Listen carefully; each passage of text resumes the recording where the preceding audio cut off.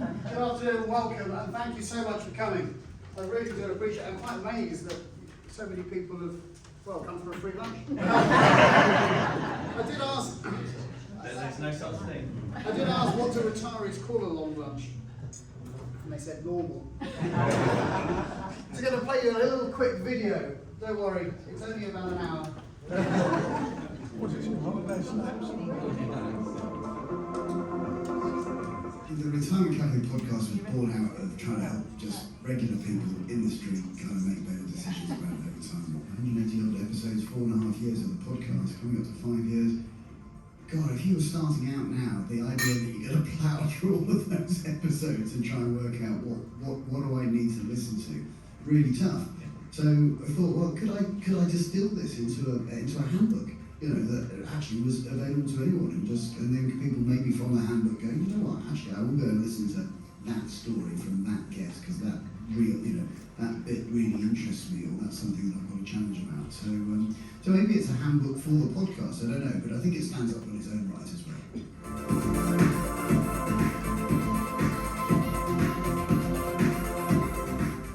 Well, for the first time, I think someone has taken a comprehensive view of the world ahead. You see, people like me can write about living longer, better, and aging and that sort of thing. Other people write about living and dying well. Other people write about money. But I think you've brought it all very well together at this time of transition in the lives of people, where they are starting to think ahead.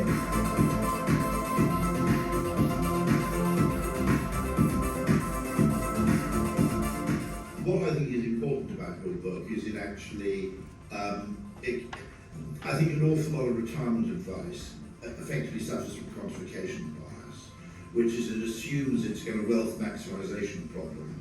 And of course the two things that get left out of the equation are both time and what you might call emotional factors, which is the quality of the time, not just the quantity of it. And I think the attempt to reduce it into a kind of equation and a very simple sort of optimization problem effectively misses out what's really important about the decision.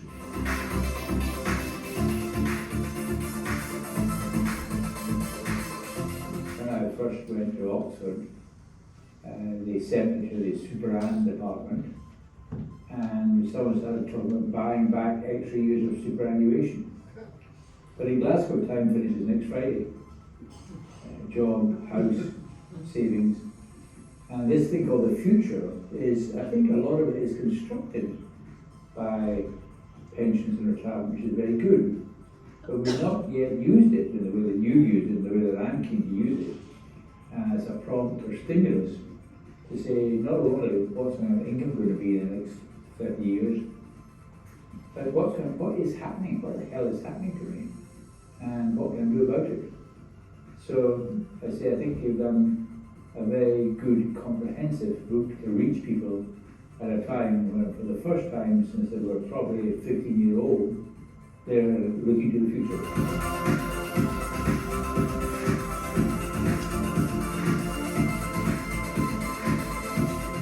Well, man, I think you've done an outstanding job with this book. I really don't say that lightly. I do read a lot of books and I get sent a lot of books to read.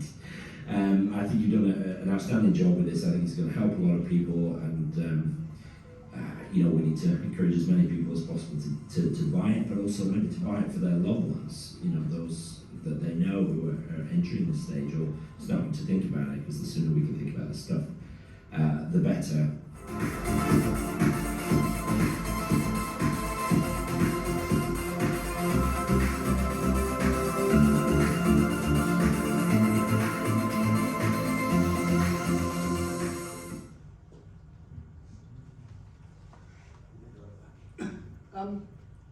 Thank you so much for coming. I really do appreciate it. And there are some original. When I started putting on the Retirement Café, which was just this event for the communities just to come along, because I knew I had access to these experts I spoke to on a regular basis, and I thought, it would be really good if the community could access these experts themselves. And we put on these free events at a number of different hotels in Christchurch, and people came along and we had coffee and cake. And we talked about stuff and the worries and concerns that people were facing in the next 30 years of their lives. Obviously then lockdown came along, and we were also faced with, this is quite expensive, putting on all these events, when we do a podcast. And the podcast, of course, suddenly blossomed into this wonderful thing that we could access, or I can access, all these really amazing people. And we have some of them here today. Mark Innes, he's a wonderful story. Mark, he will not blow his own trumpet, but he gets involved in Myra's Wells. It's a wonderful charity. I think every pound that, in Burkina Faso, every pound that they raise goes to building wells in Burkina Faso and West Africa. Check it out. There's a link on the Retirement Café podcast. Jitka, wonderful, from the Open University. Dr. Jitka, I can't pronounce his surname, I do apologise. From the Czechoslovakia, she will speak about 14 different languages, but is absolutely passionate about people living well in their retirement years, in their elderly years, in their later life.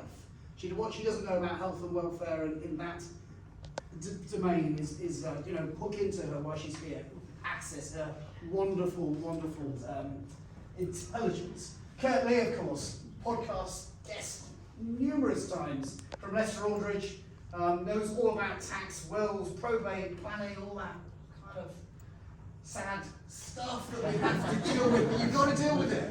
You've got to deal with it, because it's a flipping nightmare if you don't. Believe me. Kurt's the guy. Really is the guy to take into account. Who else we got? Duncan.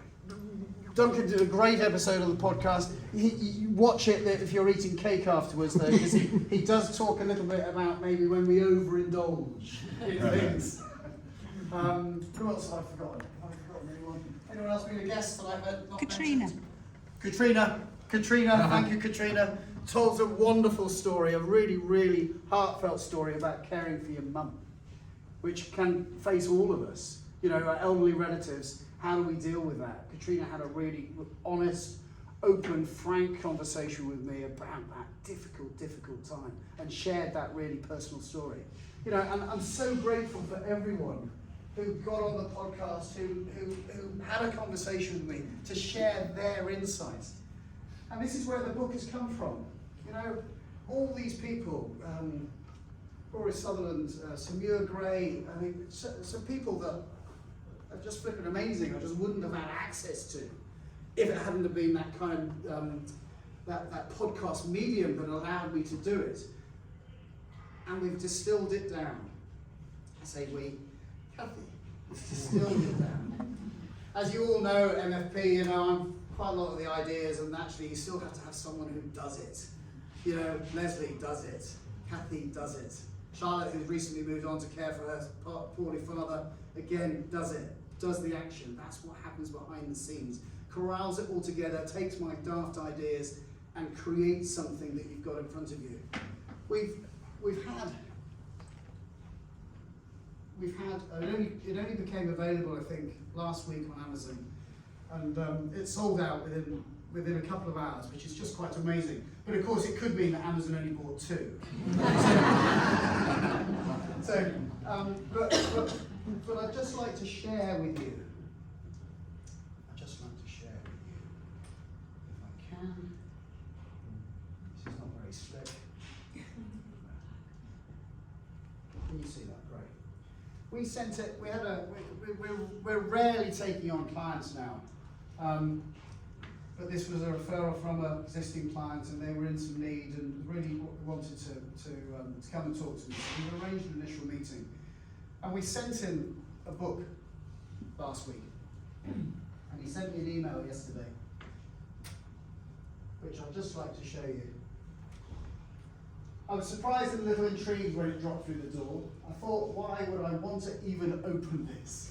It will probably be quite boring considering its subject. But your generosity in sending it pushed me to read the first chapter, if only to be polite. At least I could say that I tried, if you asked me when we met on the 27th. The reality is that I rarely read a book so quickly. That is not to say that it was at all times a pleasant experience. That is no criticism of your book, more a recognition of the power of holding a mirror up to oneself and realizing that there is a lot of work to do. The range of emotions that I've had experienced as I progressed have run the full gamut: fear, guilt, anger, hope, admiration, and inspiration. I could go on. I've never expected or have ever quite had an experience like reading a life coaching book. I didn't know I fell into the life coaching aspect. I'm a little lost for words on how to express my appreciation and hope this is taken in the context that is meant. This book is a revelation and should be compulsory reading for anyone thinking about retirement. Its breadth and depth on a variety of subjects is a little staggering, especially to someone who's been drifting alone, not really giving this important subject the time of day. The book is far away from boring as it is possible to be. Thank you for opening a door in my head that I didn't even realise existed, let alone that it was closed. And I didn't write that. I honestly. Now, if we get testimonials like that, that will be amazing. And honestly, this comes from the heart. We were trying to create something here with the podcast, with the work that we do as a financial planning firm, to allow people to have a successful retirement, a successful investment experience, because I tell you what, there's some crap experiences out there. Some holistic advice about what's important in this whole state of life, this 30 years that you may have in front of you, that could be just amazing.